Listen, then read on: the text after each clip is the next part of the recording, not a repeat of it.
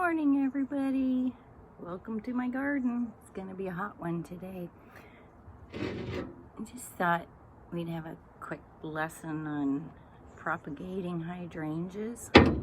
My neighbor, she's been my neighbor for 18 years now that I've lived here, and she's moving pretty soon, and she's had this hydrangea in her backyard. So when I caught up with her the other day, I asked her if I could take a few cuttings from it, and this morning I'm going to show you how easy it is to grow your own hydrangeas. You get the pink ones from alkaline soil, and you get the blue ones from acidic soil. So I took some cuttings here.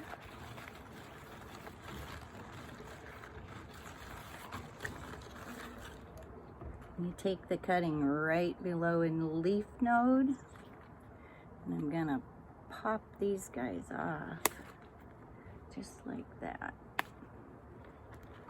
Now you have this open surface and these two.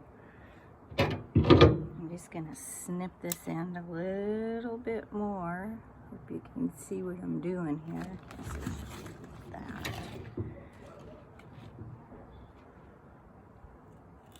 Snip that off, make sure we have a nice raw bottom on it. And then I'm gonna pop that leaf off and that leaf off. And what I use is just a clear plastic solo cup that I've filled up with a little bit of sandy loam and potting soil. And I have my trusty chopstick here that I'm gonna use as a dibble to just put a hole right in there, so it'll be easy to slide it in. If I could have found my rooting hormone this morning, we'd be using that too, but it isn't really necessary. So we've got this, and I'm gonna gauge it here. I'm gonna cut it just below that leaf node, and then we're going to cut these leaves in half.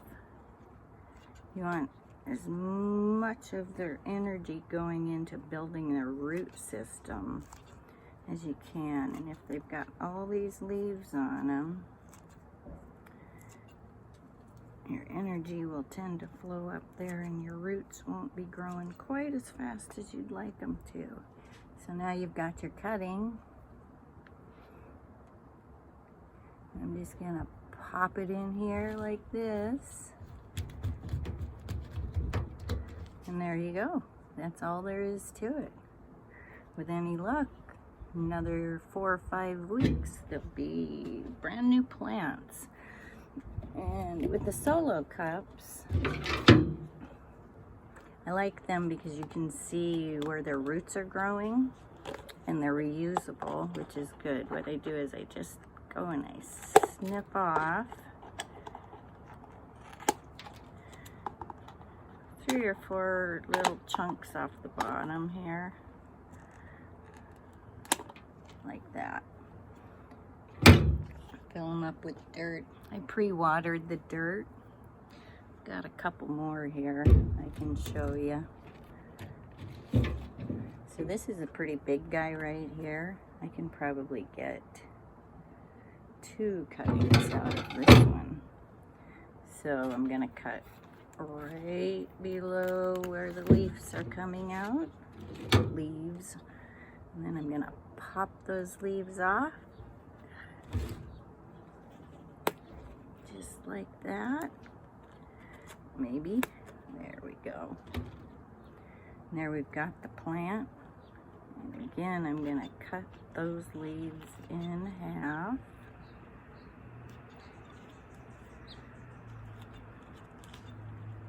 Real simple. Take my dibble stick, aka chopstick. I don't know how to use chopsticks, but I always bring them home because they make great gardening tools. and pop that into my soil. And there's number 2. And off of that same one, I'm gonna trim just a little off the top, and I'm gonna pop those leaves off and cut this leaf down so only a small portion of it is left.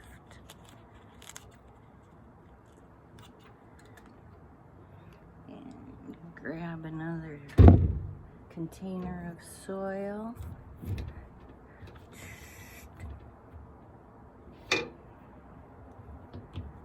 There we go. Smoosh it on down. So, like I said, in 4 or 5 weeks,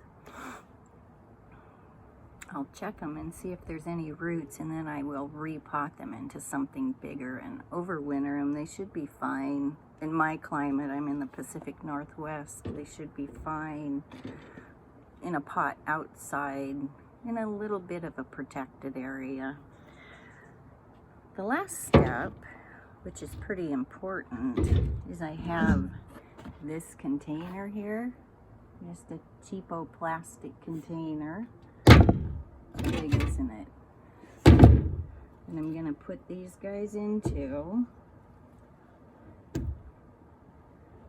and what that does, once I put the lid on, it creates a humid climate, and they really like that. You keep them that way for the 4 or 5 weeks. Check them every couple days. If they tend to be drying out, just give them a nice misting with your spray bottle.